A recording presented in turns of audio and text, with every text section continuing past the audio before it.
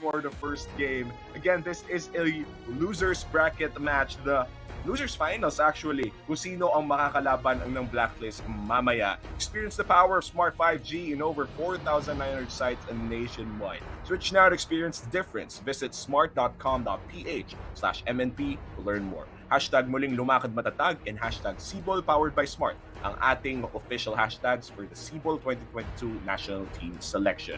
Pasok na tayo sa bans. Tatanggalin ng NEXPLAY EVOS ang Fanny. Meanwhile for RSG, tatanggalin ng Valentina. Damay mo na rin yung show sa NXPE. Yeah, removing the Fanny, medyo surprising siya na first ban kagad. Pero pinakita naman ng RSG, well, Demon Cat had one game on the Fanny. It was a loss. But especially yesterday, NXP versus Onyx, si Flick, naramdaman ng NXP EVOS, ay ganito pala kalakas ang Fanny. Sige, tanggalin na lang muna natin. Pwede naman laruin ng RSG. So it's a safe ban. Surprising, but it's understandable kung bakit yun yung binan nila. Tinanggal din nila yung Cho, ilang beses na nakapag-highlight si Light. Pun intended. Highlights? On the Cho. Wow! Highlights.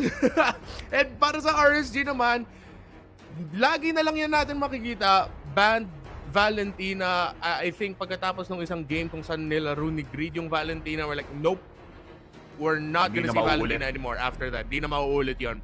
Pero RSG at the same time, respecting 1-1, respecting Donut. Ang lupit ng laro ni Donut sa 1-1 na yan. I have to agree. I mean, ako nilagay ko ata si Don. May personal list kasi ako of top SIBOL rookies. I was just so inspired seeing yung mga bago nating manlalaro dito sa SIBOL na parang grabe ang gagaling ng mga nanggaling sa amateur scene. And Donut, one of the best 1-1 siguro in the Pilipinas. Yet to prove himself in the professional scene, of course, pagpasok na MPL. But, kakaiba yung 1-1 nito. Esmeralda will be the third ban para dito sa NEXPLAY EVOS at magre-respond naman ng RSG with an Edith ban. Not quite sure kung may games na ba ang position 5 o hindi, may games na nga si Oreshi with that Edith, and actually yesterday I feel like he did play it once or twice.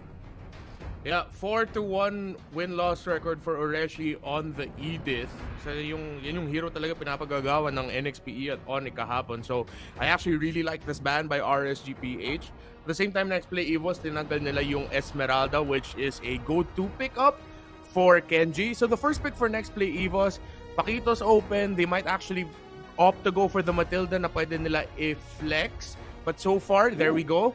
Si Hayes pa lang ang naglalaro ng Matilda sa NXP EVOS. All the other times, it means magiging position 4 Matilda yan at wala pang tank dito ang NXP. Para sa RSG, they might opt to go for something like the Hayabusa, which is available for Demon Kite. 3 games in it, high impact siya. If they want that instant early to mid-game scaling, they can also go for the Paquito, and then they can pair it up with a tank already. They can pick up the Cho. Maybe if they want to match the healing, they can pick up the Rafaela.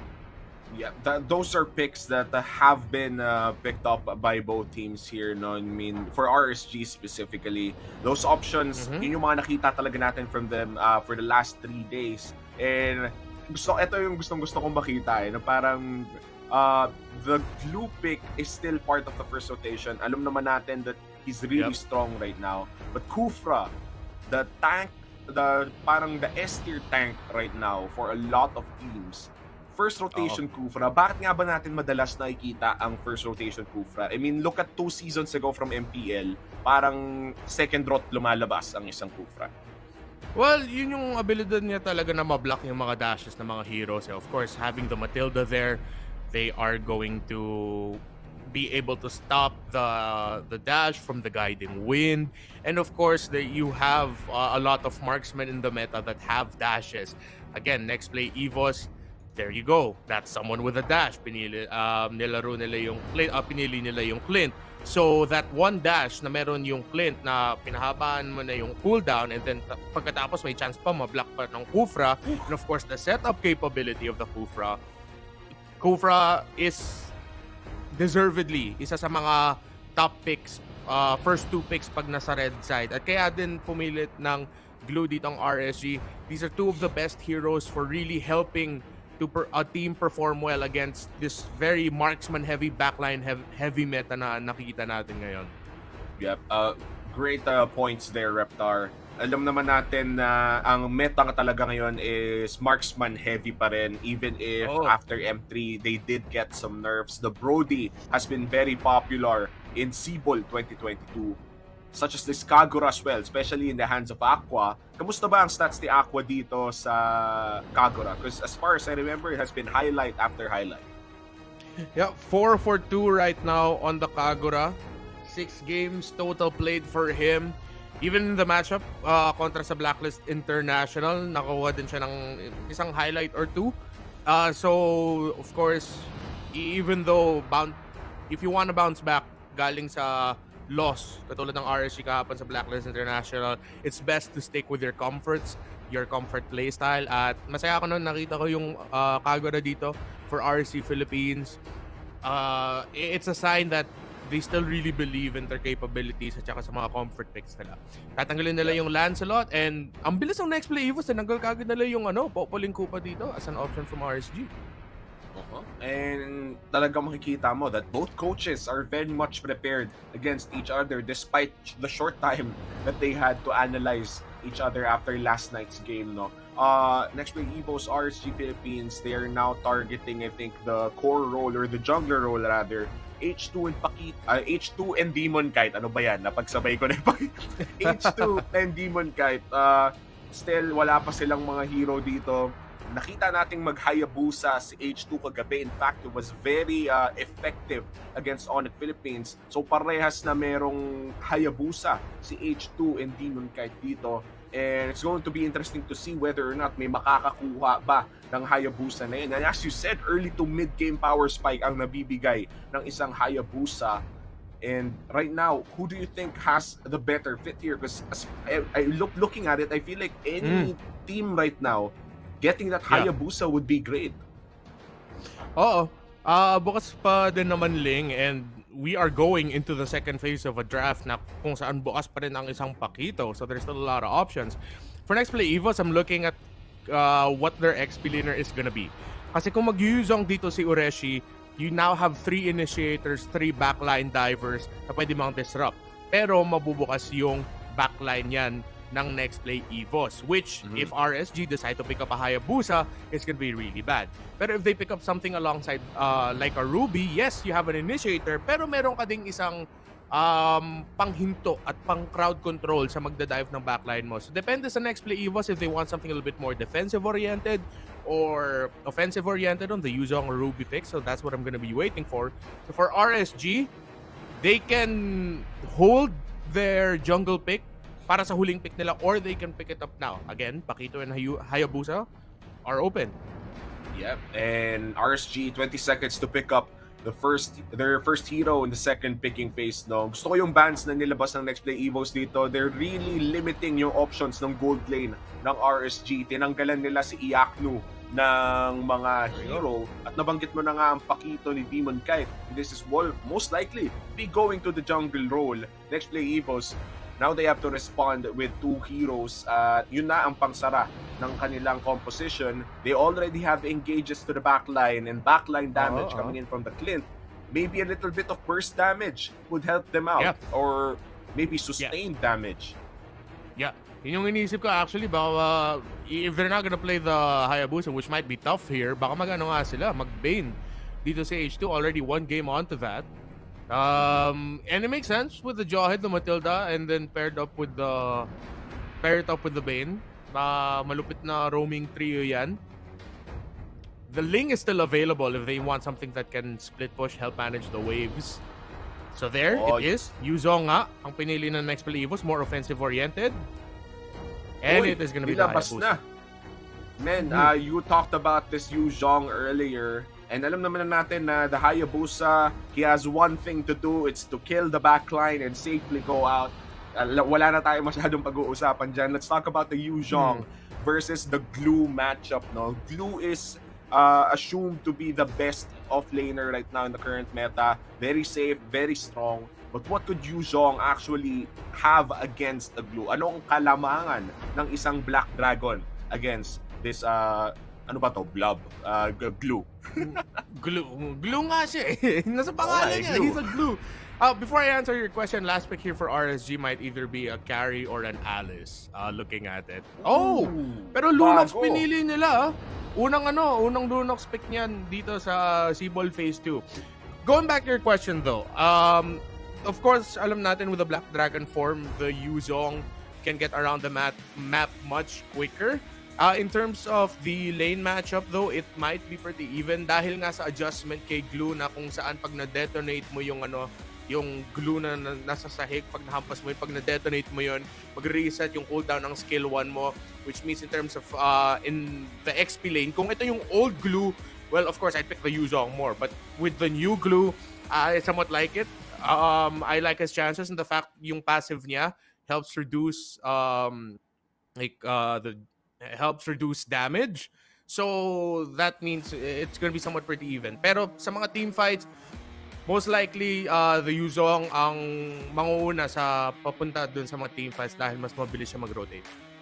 Yeah. And exciting makita kung paano ba gagamitin ng both squads dito yung kalamangan nila in their lanes to transition that into possible early leads. But man, this is just the first game, no? So para sa mga viewers dyan, make sure to share the stream dahil unang laro pa lang sa losers bracket finals between NXPE and RSG Philippines. Ang mananalo dito ay kakalabanin ang Blacklist International mamayang 6 p.m. Let's head on to the Land of Dawn for Game 1, RSG Philippines NXPE. Sino kaya ang makakaunang panalo sa series na to? It's gonna be a slow start for both teams, pero nakita natin ngayon si Light at saka si si Cadenza. Parang pareha sila nag-check ng mga kalaban nilang na jungler. Cadenza, susubukan niya i-last hit to. Just try to force something out of Demon Kite. So this is a pretty standard start para sa laro natin ngayon. Yeah, and I just have to mention the obvious here. Kita na natin ang mga ating manlalaro para sa last two matches of the day. So RSG on the right and NEXPLAY EVOS on the left. Then, ang ganda ng flex ng mga napuan nila pero Yakno pinaupo. First blood, NEXPLAY EVOS. Kudos para sa kay Cadenza. Dalawang high impact ejector nakita na. Uy, dual sa gitna! Uy, munti ka na yun. Grabe naman yun. Ang tatapang ng phosphor nila. Pareha sila nag-iisip, okay, sige, sino sa atin mauna dito? But mas mukhang delikado dun si Hayes, pero alam din niya na meron din siyang shield makuha sa guiding wind, so that helped out. So far, Cadenza, 2 great ejectors to start off the game. Of course, kanina, nung nasa may orange buff siya ni Demon Kite, pinapon niya si Light Onte, meaning na nakaposition na ang NEXPLAY EVOS sa, sa Little Wanderer muna. Tapos kanina, yung pick-off nila kay Yakno.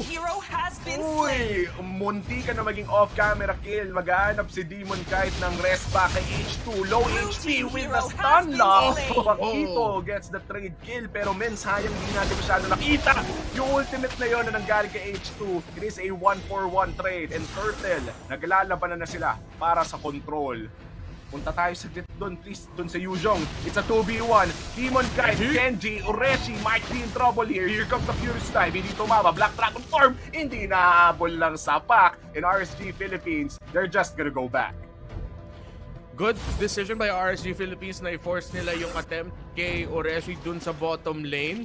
Pero si Demon Kite on the way to his orange buff, so wala pang magta-turtle. I thought RSG Philippines mapapaisip sila na mag-turtle na sila, seeing as how the XP laner is gone, but seems like hindi pa natin makita yung first turtle fight. Yeah, na-burn ang flicker ni Light doon. Medyo nawala siya sa pwesto. I feel like this is just the power of the Joy. And sabi ni Demon Kite, oo, nandito ako. Hindi mo na kailangan silipin pa. Pero ito, makukuha na rin niya ang kanyang orange buff. Still, no teams trying to rotate around that turtle. Yung as in massive 3-man rotation. I feel like very low prio on turtle this game. Yeah. Kenjin, inumpisa na yung positioning niya doon. Demon Kite on his purple buff, pero si Donut and Cadenza umikot na nga. So, NEXPLAY EVOS, gonna be putting a lot of priority in this turtle. NXPE ang naunang maglagay ng pressure around this turtle. 3 tao na o 5 pa nga ata ang hinila nila for this possible first turtle of the game.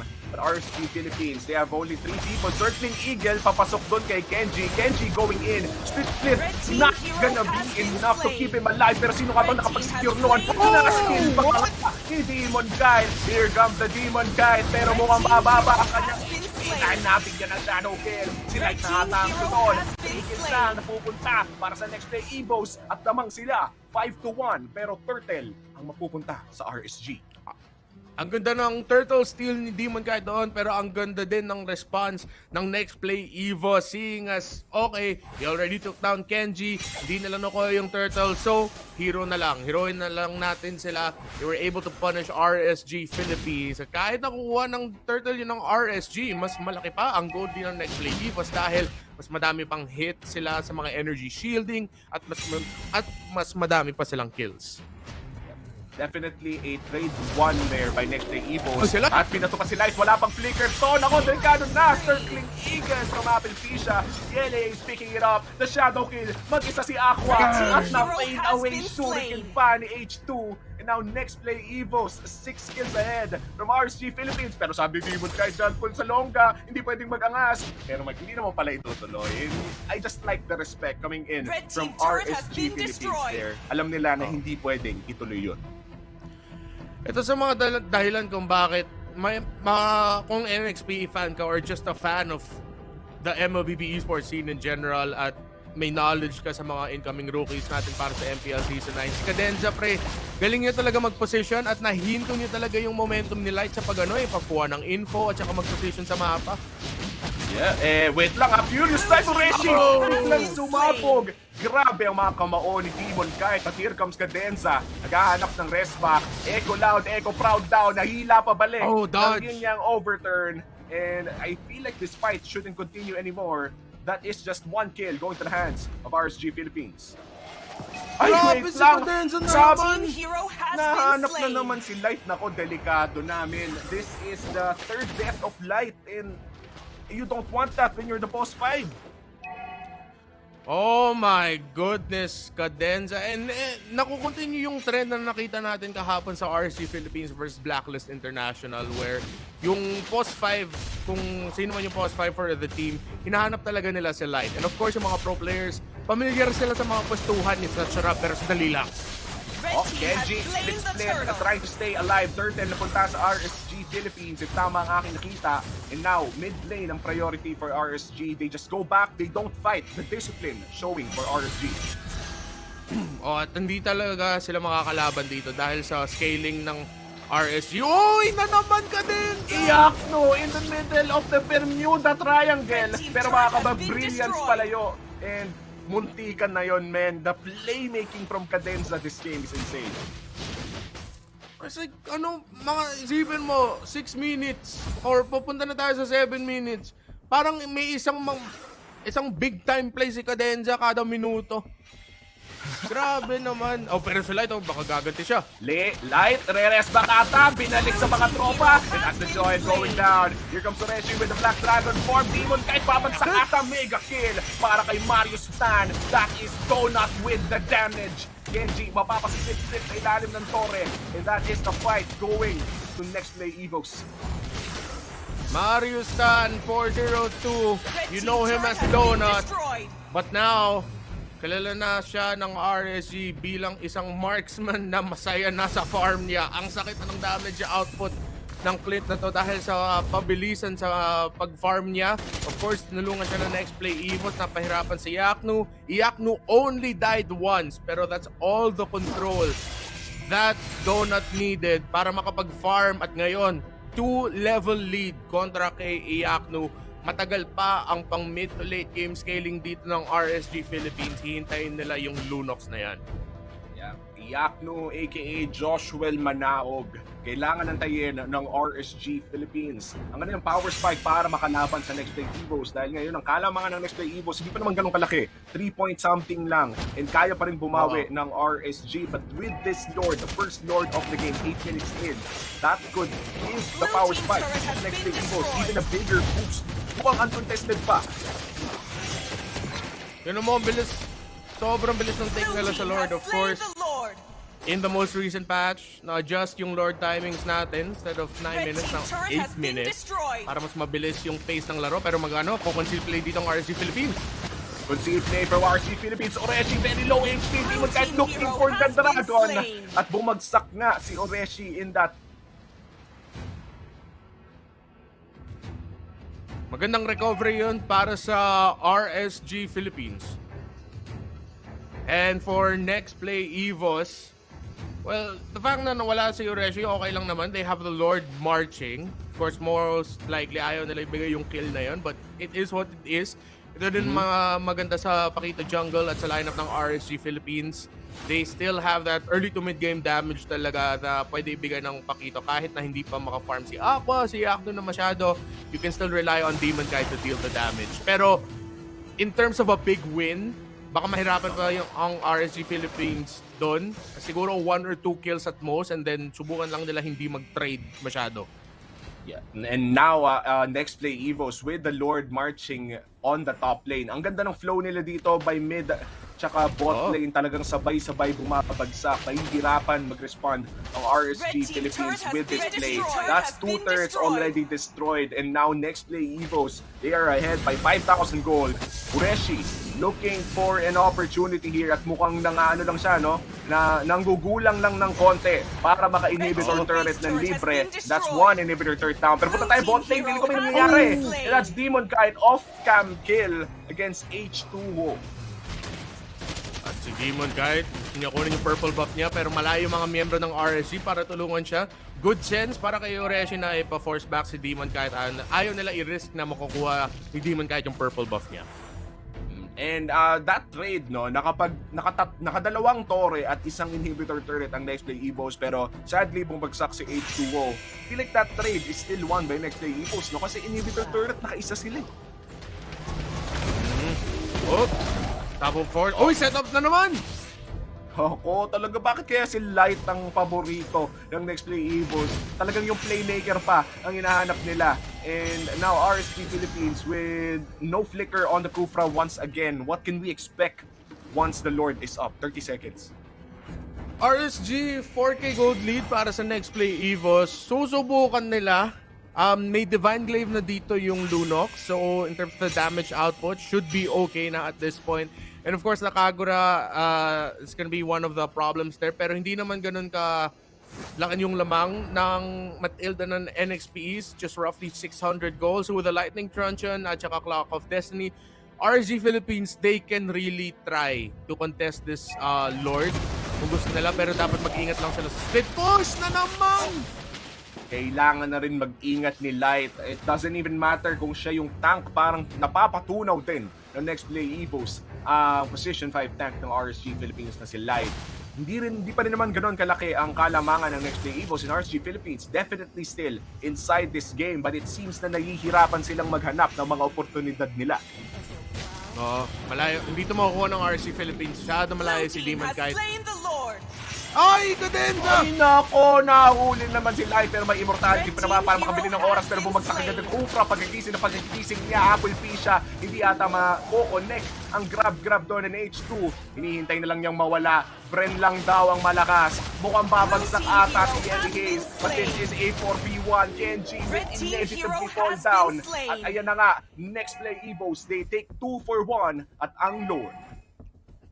Despite all of that, dalawa lang miyembro lang nawala sa RSG Philippines. Pero Cadenza again, opening that up with a pick-off onto Light.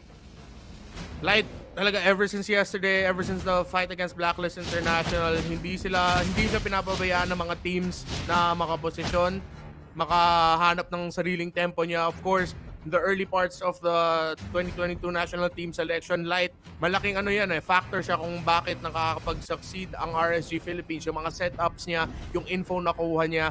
And ever since yesterday, hindi niya nagagawa yon na masyado dahil nga sa counterplay na ginagawa ng mga katapat niya sa roam roll. Yeah, Genji, malalim sa likod. Nahanap nga si Donut, Mario Stan, half HP already. Pero yung Lord ay bumibili ng napakadaming oras An off-cam kill, killing spree for H2. And he's gonna survive. John Paul Salonga with a key pickup on Demon Kite. And now they're gonna go here down bot lane. Mid lane as well. Nagbabagsakan ng mga inhibitor turrets for the side of NEXPLAY EVOS. RSG Philippines forced to defend. Red team base turret has been At destroyed. this point, without Demon Kite, inevitable na mawawala yung mga torre nila. Pero si Cadenza na Oh, naman! Cadenza ng gulat! Oh no! It looks to be a mega kill for H2. RSG Philippines, dalawa na lamang natitira. Manawag, sinusubukan mag-defend. Ang desperation play galing dito kay Knight, pero base na ang sabi ng NEXPLAY EVOS. That's game 1. Going. Wow! Victory! I think, para sa maraming nanonood ngayon, you can definitely say Cadenza is your personal MVP or Cadenza was the MVP there. Back to basics.